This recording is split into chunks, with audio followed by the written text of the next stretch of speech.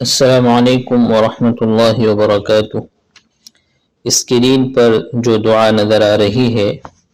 لا الہ الا انت سبحانک انی کنت من الظالمین، اس کا ترجمہ ہے تیرے سوا کوئی معبود نہیں، تو پاک ہے،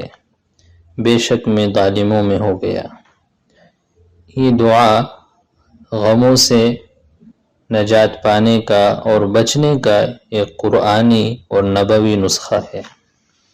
حضرت سعد بن ابی وقاص رضی اللہ تعالی عنہ فرماتے ہیں کہ حضور علیہ الصلاۃ نے فرمایا، یہی وہ دعا ہے جو حضرت یونس علیہ السلام نے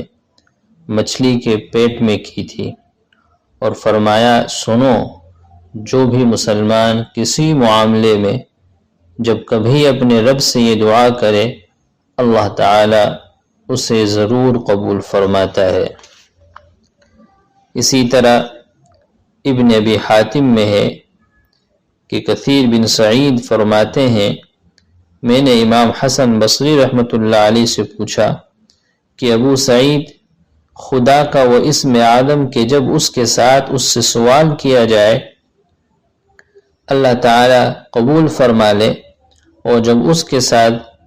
اس سے سوال کیا جائے تو وہ عطا فرما دے، کیا ہے؟ آپ نے جواب دیا، کیا تم نے قرآن کریم میں خدا کا یہ فرمان نہیں پڑھا؟ پھر وہی آیت کریمہ تلاوت فرمائی اور فرمایا، یہی خدا کا وہ اسم اعظم ہے کہ جب اس کے ساتھ دعا کی جائے اللہ قبول فرماتا ہے، اور جب اس کے ساتھ اس سے مانگا جائے وہ عطا فرماتا ہے۔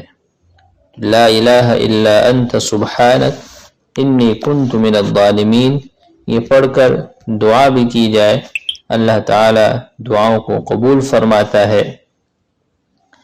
اسی طرح ابن جریر میں ہے، حضور علیہ السلام فرماتے ہیں، خدا کا وہ نام جس سے اس کو پکارا جائے تو وہ قبول فرما لے، اور جو مانگا جائے وہ عطا فرما دے، وہ حضرت یونس علیہ السلام کی دعا میں ہے۔ تو اس دعا کے ذریعے ہمیں اللہ سے مانگنا چاہیے اور زیادہ سے زیادہ اس کو پڑھنا چاہیے، غموں سے بھی نجات ملے گی،